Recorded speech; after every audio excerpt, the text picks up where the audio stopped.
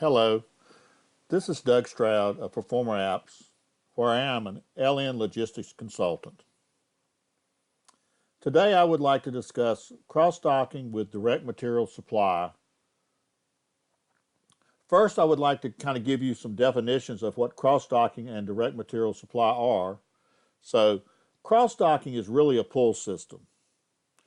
How cross-docking works in LN is dependent on how it's set up. Based on how our system is set up today, when demand, like an example, a sales order line for an item is entered, LN will create a cross-dock order and line so that when the inventory for the item is received, rather than putting the inventory away in the warehouse, the system will automatically outbound and pick it for the sales order line and move it to the staging dock. And for direct material supply, it's a supply method for which pending receipts and available inventory on hand are used to meet high priority demands. And what LN will do is it will list the demand based on the priority sequence that the user defines, and when you do a receipt, it will list the demand for the item so that the user can determine who should get the inventory based on the quantity. And you'll see all that in today's presentation.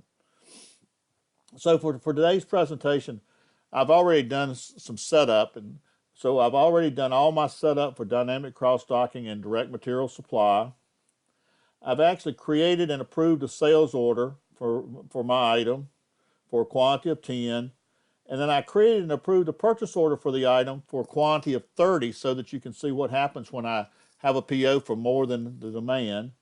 And so I'm really ready to start receiving my PO, but before I do that, what I'd like to do is review my sales order line status and my purchase order line status. So let's go to my outbound line status overview, and you'll note that I ordered 10 and that the system set up a cross-docking request for 10. So far that's all that's been done. And then in my inbound line status for my PO, an order for 30 has been created. Okay. So now I'm going to go back and we're going to do a warehouse receipt for my PO.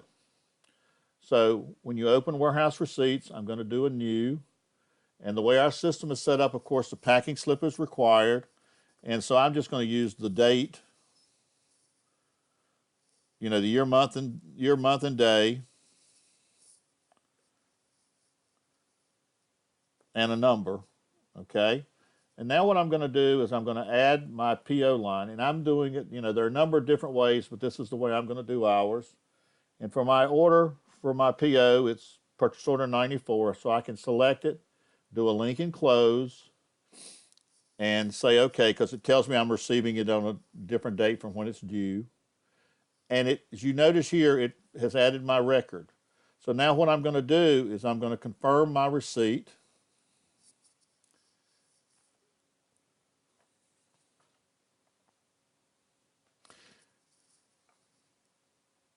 And you'll notice that when I confirm my receipt, direct material supply distribution automatically came up.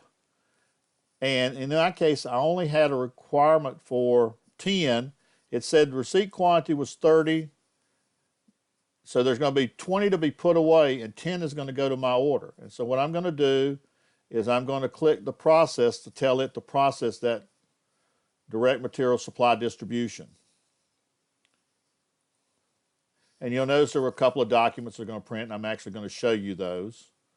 So one of the things I got was my storage list. And you'll notice on my storage list, if I make it a little bigger here, that for 20 of the units, they're actually going to my location 0, or my default location in my warehouse.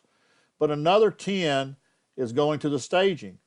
Well, you'll notice here it just says it's going to staging. It doesn't tell you where it's going or what order it's going to or anything. And that's why I like using direct material supply, because what I get with it is I get a direct material supply transfer report that tells you that those items are going from receiving to the staging dock for my sales order. So therefore, I don't have to modify a report or anything like that to put this information there. The direct material supply transfer report gives me the information of where those 10 units need to go to, So by printing out both of these documents, the warehouse personnel will know, okay, when I do this, 20 of these items are going to go from receiving to the warehouse storage, and 10 of them are going to go to staging for this sales order. Okay, so let's close all this down now. And what I wanted to do before I go any further is I want to go back to my outbound line status overview and let you see now. Remember, before we only had the fact that the cross-docking had been requested. Now the cross-docking has been advised. Okay. If I go on my warehouse receipt, and I've modified my view so I have this inbound advice, and you'll notice on my inbound advice I have two records. Again, the two records, one for the items going to the staging location and the other for the ones going to the warehouse. And what I can do is just click my put away, and you'll notice that it's got both records in here. So when I do my put away run or my put away current mission, it will process both of those. So I'm putting it away, telling the system I put them away. Now what will happen is when I go to my outbound line storage overview, you'll notice now that it tells you that cross-docking has occurred for 10. And oh look, it also automatically did these activities: the generate outbound advice, the release outbound advice, the generate pick list. And remember, when I processed the pick list, it automatically processed the pick list when I did the storage list. So now that particular sales order is waiting for me to freeze and confirm the shipment. So if I now, just because I'm here, I can actually go here to my shipping process, and there's my record for my 10. So what this allowed me to do with cross-docking and direct material supply is, rather than put the inventory away into the warehouse and then turn around and have to pick it again, it automatically, when I received it, told me that I needed to move it from the receiving dock to the shipping dock so that I could ship this order. And I'm going to actually go ahead and ship it.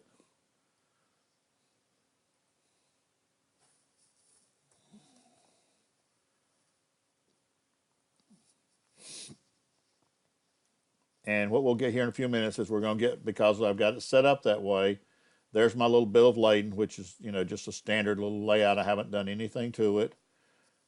Okay, and down here you'll notice it actually created a temporary file that it put on my hard drive.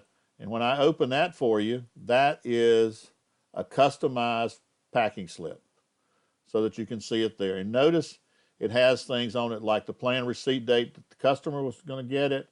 It has the customer PO and those type of things. So again, it just has the information on the packing slip for them so that they know what their order number was for this item. Okay, so what you've seen today, and again, now if I go back to my outbound line status overview, you'll notice that now all the processes have been done and it has actually been shipped. So this kind of concludes this presentation. I hope you did find it informative and that you were able to see how, with cross-docking and dynamic material supply, or direct material supply, you were able to reduce the number of steps that you had to go through in your warehouse. I hope you found it informative. Have a good day, and goodbye.